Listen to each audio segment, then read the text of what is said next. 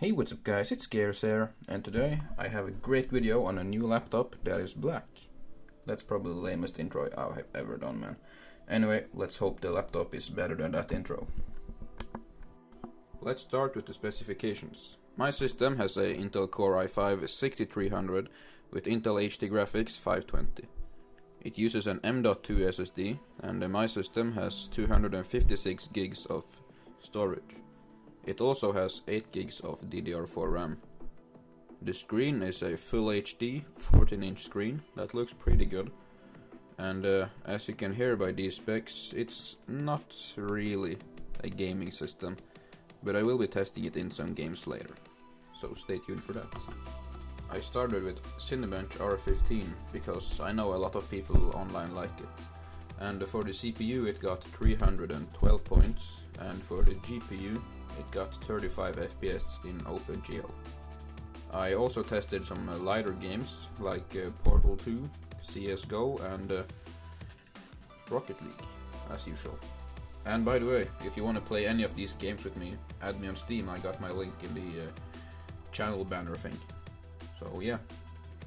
Getting the games to run at acceptable frame rates was a game of itself.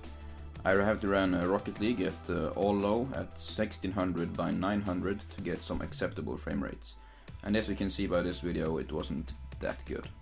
Counter-Strike ran at 720p with pretty good frame rates. I would actually play on this machine if you just play Counter-Strike, but who just plays that anyway? So it ran pretty good, could be better, but it wasn't too bad.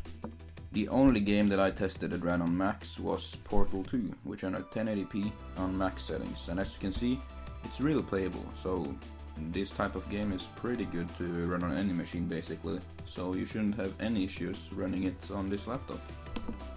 Now that you know how it performs in some games, I will be talking about the user experience and some features.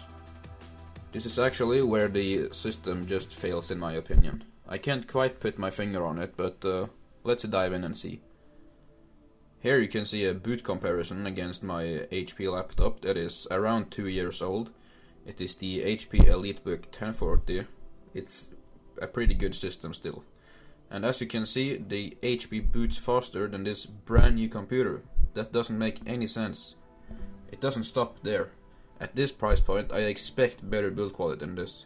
There is no metal to be seen anywhere except the hinges, which is a good thing.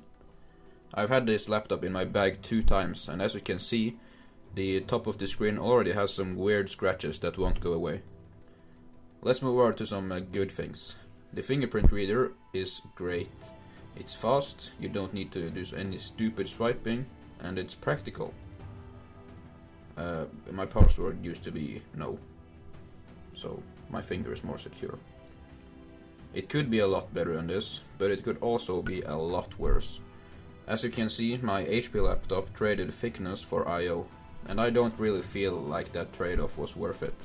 I've used my HP for 2 years now, and I really wish I had HDMI all of those years. It's really stupid that they use mini DisplayPort. Speaking of I/O, on the Dell, who had the brilliantly stupid idea of putting it on the back of the laptop? Why would anyone think that's a good idea? It's not. This laptop is good for a businessman, students and the like. It has great battery life and it has a good screen. It also works great for typing and productivity. If you are a power user, I would really look another place, maybe go with dedicated graphics or something like that. Just like I let everyone down with my drinking problem, this computer lets me down in the end. Yeah, I mean it, man. It's not really better than my old HP, so I will probably just return this to my work. That's where I got it from. So yeah, I'll still be using my HP. Thanks for watching, and subscribe if you enjoyed it. Thanks to the 8 subscribers that I have, I'm able to make more videos like this.